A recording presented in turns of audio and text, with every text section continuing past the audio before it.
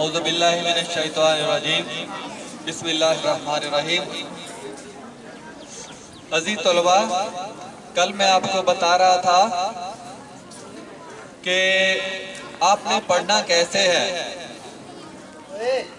کل میں نے بتایا کہ آپ کو نظام الاوقات وضع کر کے پڑھنا چاہیے، وقت کی تقسیم کر کے کہ اتنا وقت فلاں مضمون کو، اتنا فلاں کو اور اتنا فلاں کو۔ اور دوسری بات یہ ہے کہ میں دیکھ رہا ہوں کہ بہت سے طالب علم ہمارے 11ویں 12ویں کے، 9ویں 10ویں کے بھی ایسے ہی کرتے ہوں گے، اور چھوٹے طالب علم بھی چھوٹی کلاسوں کے بھی ایسے ہی، کہ کسی چیز کو آپ نے یاد کیا ہے، مضمون یاد کیا ہے یا سائنس کا کوئی سوال یاد کیا ہے یا کسی بھی مضمون کی کوئی چیز یاد کی ہے، تو طالب علم سمجھتے ہیں کہ ہم نے پڑھ لی ہے، زبانی رٹا لگا لیا ہے، یا سمجھتے ہیں کہ وہ یاد کر لی ہے، تو اس کو کافی سمجھتے ہیں۔ جبکہ آپ یقین کر لیں اس وقت تک آپ کو وہ چیز صحیح طریقے سے یاد نہیں ہے جب تک آپ اسے لکھ کے نہیں دیکھ لیتے۔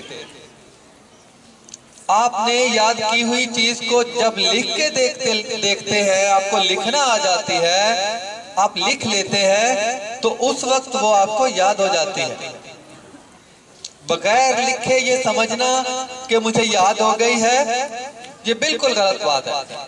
جب آپ لکھتے ہیں تو بہت سے سپیلنگ، بہت سے ہجے آپ کو پتہ نہیں ہوتے، غلط لکھتے ہیں تو وہ آپ کو لکھنا آتے ہیں۔ آپ لکھتے ہیں، اس کی غلطیاں خود نکالتے ہیں اور ان کو درست کرتے ہیں، ان کو کئی دفعہ لکھتے ہیں، تو پھر اس کا مطلب ہے آپ کو چیز یاد ہو گئی۔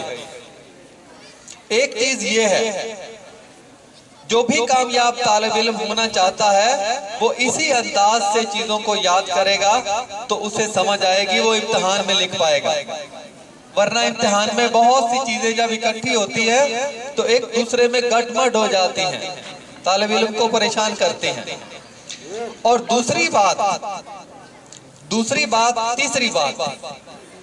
تیسری بات یہ ہے کہ طالب علم نے ہر مضمون سے متعلق اس کی ایک ڈائری ہو، ایک نوٹ بک ہو، جتنے بھی مشکل الفاظ ہیں وہ اس ڈائری کے اندر نوٹ ہوتے ہیں، ان کے معنی درج ہوتے ہیں۔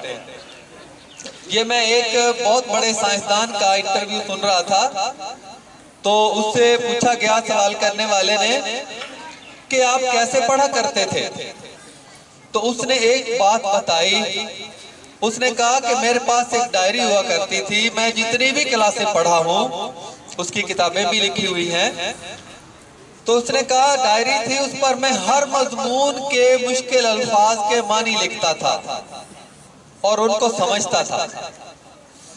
مثال کے طور پر کوئی انگریزی کا لفظ ہے، اس کا اردو میں معنی لکھا، پھر اردو لفظ کا پتہ نہیں چلا، پھر اس کا معنی تلاش کر کے لکھا۔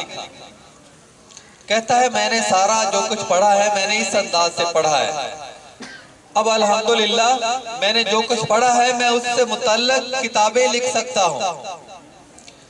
تو اس انداز سے یہ صلاحیت انسان کے اندر پیدا ہوتی ہے کہ انسان جو پڑھنے لکھنے کے اصول اور ضوابط ہیں، جو طریقے ہیں، جو ماہرین نے وضع کیے ہیں، ان کے مطابق ہم پڑھیں گے تو پڑھائی کا فائدہ ہوگا، ورنہ رٹا لگا کر تو ساری دنیا ہی امتحان دے رہی ہے۔ خصوصاً ہمارے ملک کے اندر تو ایسا رواج رٹا پا گیا ہے کہ اس سے نکلنا مشکل ہوتا جا رہا ہے۔ تو عزیز بچوں، یہ باتیں جو طالب علم سمجھتے ہیں وہ تو پلے سے باندھتے ہیں اور ان پر عمل کرتے ہیں، عمل کرنے کی کوشش کرتے ہیں، لیکن جو ایک کان سے سنتے ہیں دوسرے سے نکال دینے کی عادت رکھتے ہیں، ان کے لیے ہزاروں لاکھوں نصیحتیں بھی بے سود ہوتی ہیں۔ تو میری اللہ سے دعا ہے کہ اللہ تعالیٰ ہمیں زندگی کے ہر امتحان میں کامیاب کرے، اور اس کامیابی کے لیے جو اصول و ضوابط جو فطری ہیں ان پر عمل کرنے کی توفیق عطا فرمائے۔ وما علینا الا البلاغ المبین۔